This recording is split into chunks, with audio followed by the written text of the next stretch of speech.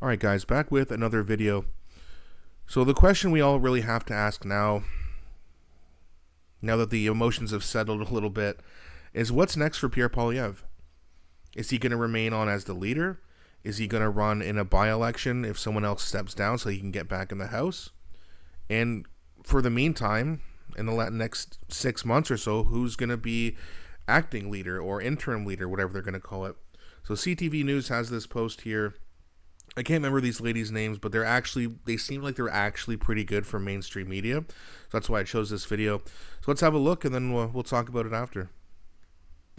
Mr. Poilievre said he is going to stay on as party leader. But something I learned yesterday is that unlike Prime Minister, where you can be the Prime Minister and not have a seat in the House of Commons, although it's not ideal, when you are the leader of the opposition, the same rules don't apply. So once the House returns, what does his leadership look like in that role? Who will be in the House of Commons until he can find a seat there? And how does that affect his leadership?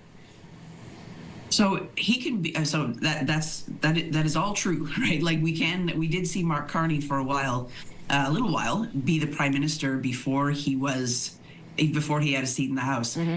Different situation when it comes to the leader of the opposition, because the position is actually defined in the standing orders in the House of Commons, and he can be the leader of the Conservative Party. That's a different process. Mm-hmm. But as far as the leader of the House of Commons, leader of the opposition, they will need to find somebody else to do that job. I don't think they've indicated who that will be. It's possible that Poilievre will go through some negotiations where somebody says they're going to step aside for him. Then that creates a vacancy and he can run in that by-election. But that's not an overnight process, right? Like if an MP steps aside and they're willing to do that for Mr. Poilievre, it could be 6 months before the by-election is called. Mr. Carney makes that decision, and he doesn't have to do it quickly. And even if it happens, then you're in a by-election. It's not a high five on your way in, right? Like, you've got to go campaign. And don't take voters for granted, I think, is one of the messages that we can take from not to be a jerk about it, but I mean, Mr. Fanjoy has made the point that Poilievre perhaps took the riding for granted, and so I wouldn't. First of all, he didn't take the riding for granted. He was campaigning across the country. Second of all, they had 91 people on the ballot. And third of all, they redrew the riding borders so different people were in it to vote now. And as we all know, Eastern Canada, which is where his riding is super liberal. And the NDP, who usually gets 11% in that riding, got 1.4%. It was a massive plot to get him out of there, and they think they've defeated him. They might be wrong. Don't be too quick to go tell voters what they're going to do. It's not easy. Mr. Poilievre did mention lessons learned, and perhaps this was one of them. Who knows? We'll wait and see. Let's move on to the NDP, because part of the reason we are in this position with this 44%, 41% of the popular vote is because the NDP bottomed out. And we haven't seen a collapse like this since the early 1990s. How did they lose their base, and when did it start to unravel for them? Well, I mean, I think it started to unravel a long time ago when it really kind of took on over Canada. And writings. Pull an interim leader from there. Well, I mean, and that's the thing, right? So, in my opinion, he's probably going to go and find somewhere either probably out west, maybe Alberta, right? He's from there. There's many more safe blue ridings. There's not enough Liberal and NDPs to come together and stop him from winning the by-election. So I do think that it's going to be out west, rather. But we'll see what happens. I don't think Pierre has said anything in the last couple of days. He gave his concession speech on Monday, and it's now Wednesday. I've been checking Twitter. I haven't heard him say anything. But that being said, that's probably normal, right? Take a couple days off, gather your thoughts, get some rest, and we'll see. In terms of lessons learned, is there things he's going to improve on? Sure. I don't think the slogans were as effective as I thought they would be. I mean, the reason I thought they would be effective is because slogans are catchy and they're often easy to remember and they get stuck in your head. And I thought that it was a good idea, but it turns out maybe that wasn't such a good idea.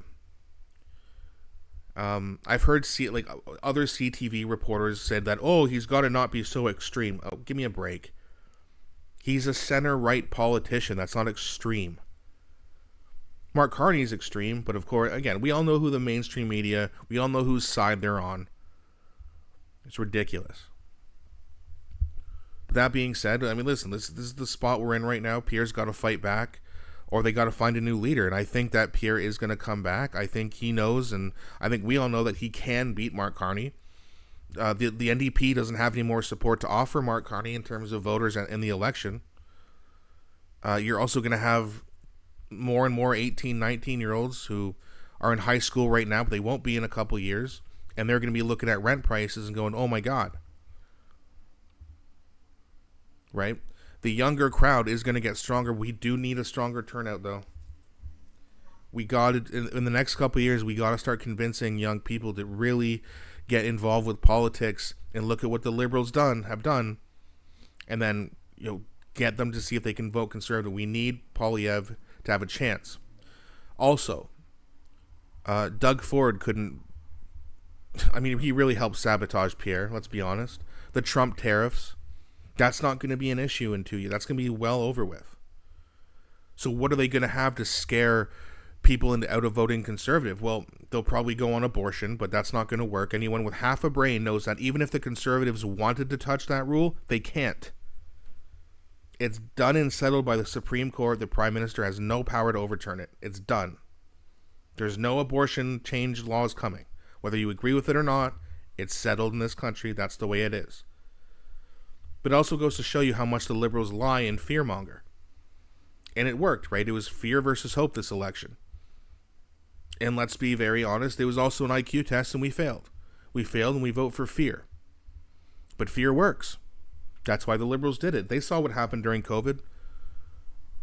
People following lines to get through a grocery store because they couldn't figure out how to walk in aisles properly, in social distancing, which was never even scientifically backed.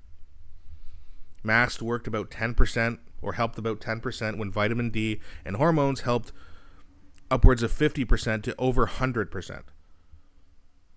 Talked to my doctor about that, who is a hormone expert, so I know all the details. And I've been on hormones for a while. I never got sick with COVID. All the things they said were to scare you into doing what they want, and they're doing it again because they know fear works. And there's just too many people who just don't get it. So, but we'll see. Let me know what you guys think in the comment section. What do you think is next for Pierre Poilievre and the Conservative Party? Do you think he stays on as leader? And if you don't think he stays on, who do you think they pick? I would guess it's going to be someone like Melissa Lantsman, Rachel Donko, I think that's how you say her name, Michael Barrett, maybe Larry Brock. But it's got to be someone strong. But I think it's going to be Pierre. I hope it's Pierre. And I hope we get him next time. That's going to be it for this video, guys. Let me know what you think in the comment section. Please also don't forget to like and subscribe, because it really helps grow the channel. Thanks so much for watching, and I'll be back shortly with a new video.